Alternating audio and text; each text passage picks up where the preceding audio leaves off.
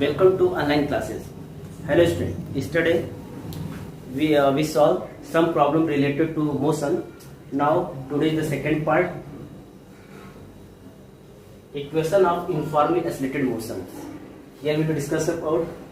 You know that first equation of motion is v equal to u plus at. Second equation of motion is s equal to ut plus half at square. And third equation of motion is v square is equal to u square plus 2as. Where u is said to be initial velocity of the body, v is said to be final velocity of the body, a is equal to acceleration produced, t is equal to time taken, and s is the distance traveled by the body in time t. Now we are going to solve some problem related to these equations. Thank you. Find the initial velocity of a car which is stopped in 10 seconds by applying brake. The retardation due to brake is 2.5 meter per second square. First, write the solution. Here, we have to find the initial velocity. So, u is equal to question mark. Car is stopped after 10 seconds. So, its final velocity is 0 and t is 10 seconds. And the retardation produced in the car is 2.5 meter per second square. So, a is equal to 2.5 meter per second square. But here we use negative sign. फिर से समझते हैं.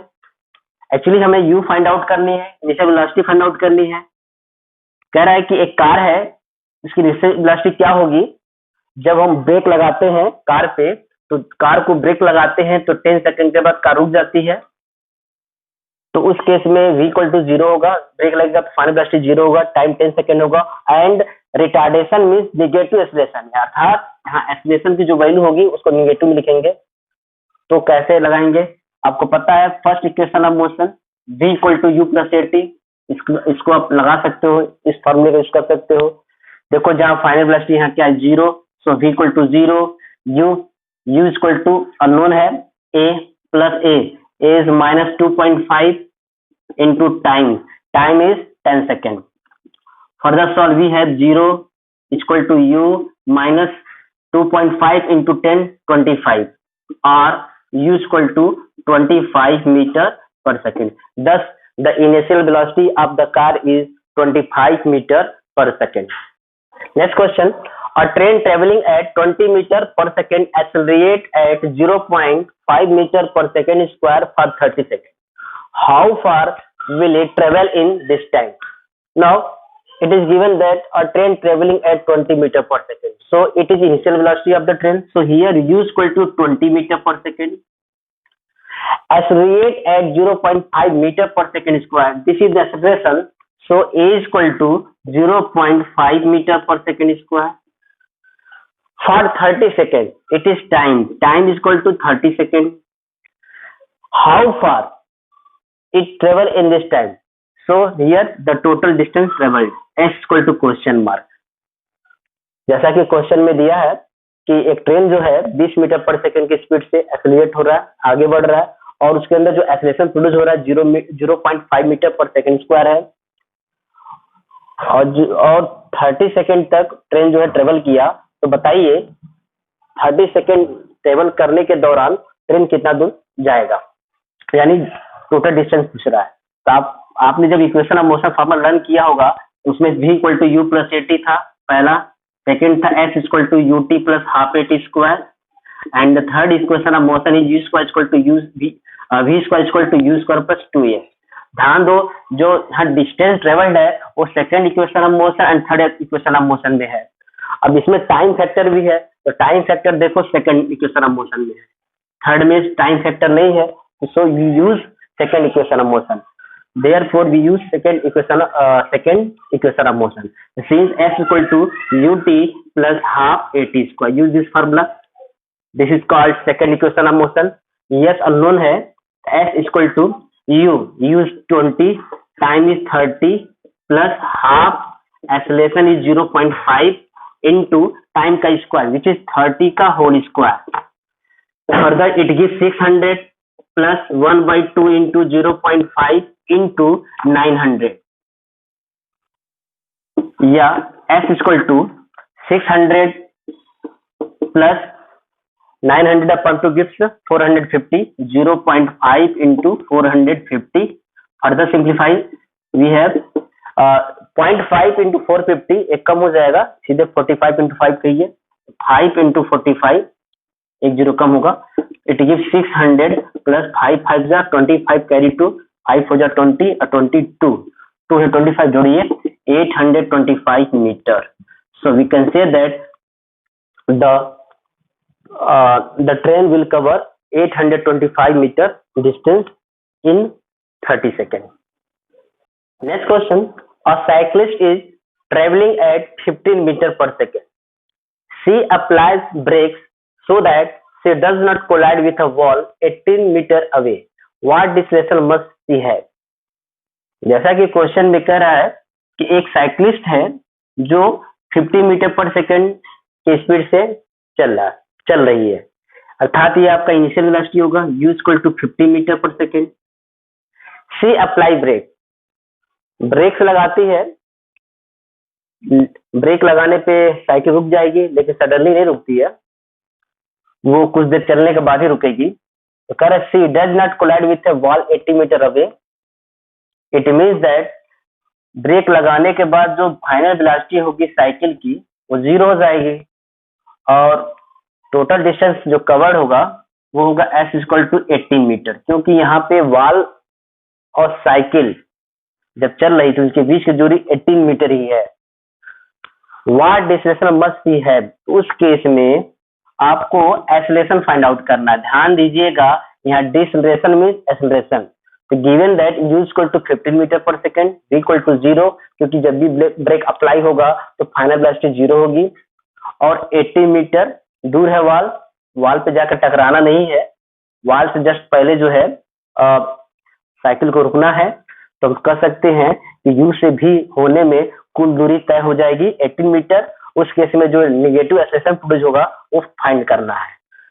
तो आप Newton का equation of motion use करते हो जिसमें वी यू या सॉरी आता है. आपको पता है कि from equation Newton third equation of motion we have v square equal to u square plus 2s.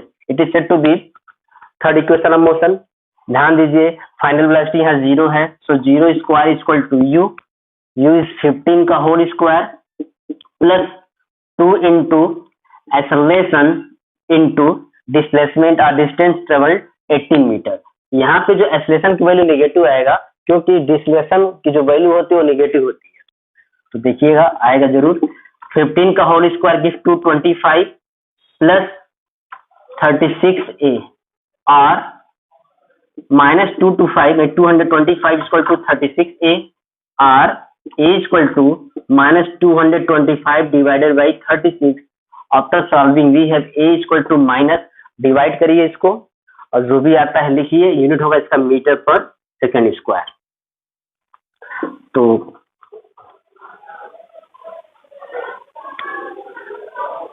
gives minus 6.25 meter per second. Now next, a bus starting from rest moves with a uniform acceleration of 0.1 meter per second square for 2 minutes. Then find the speed acquired and the second the distance traveled. It is very easy question. It is given that a bus starting from rest, so its initial velocity is 0, moves with uniform acceleration of 0.1 meter per second square. So acceleration is given 0.1 meter per second square for 2 minutes. Here time is 2 minutes and you know that time is always taken in seconds. So it becomes 2 into 60 seconds is equal to 120 seconds. इस calculation में time को हमेशा second में रखना. Acceleration metre per second square में होगा. Speed यानी velocity चाहे इनिशियल हो चाहे फाइनल हो मीटर पर सेकंड में होगा. So we have to find the speed acquired. अब ये कौन सी स्पीड होगी, ये फाइनल स्पीड होगी. So here we have to determine final velocity of final speed and the distance traveled s is equal to question mark. It means that you have to find final velocity and the distance traveled. As we know that v equal to u plus ad. This is the first equation of motion. Here v unknown है, u initial velocity 0 plus acceleration produced is 0.1 and time taken is 120 second. ध्यान दीजिएगा यहाँ time जो होगा second में ही निकाला जाएगा. Major किया जाएगा। v इक्वल टू यहाँ 0.1 120 it gives 12 meter per second. So this is our required solution. Then speed required is v equal to 12 meter per second. Now the distance travel, इसके लिए कौन सा फॉर्म लगाएंगे? As you know that second equation of motion is s equal to ut plus half at square. हाँ, इसको apply कर सकते हैं क्योंकि एक्सेलरेशन पता है, टाइम पता है, इनिशियल वेलोसिटी जीरो हो जाएगी from second equation of motion. Then s equal to u zero. अब फर्दर टाइम रखने की कोई जरूरत है नहीं, जब u जीरो है तो u into T value zero होगा, zero into T zero, directly हम जीरो लिख देंगे, plus half into acceleration and the acceleration is 0.1 into time का square and the time is given 120 का whole square. Further simplify v है, इसको erase करते हैं। s equal to zero cancel out, 1/2 into zero plus this, यही होगा 0.1 120 two times, दो बार लिख दीजिए। So it gives 0.1 120 it gives 12 and 2 से डिवाइड करें 130 it gives 50। Further after multiply we have 720 metre.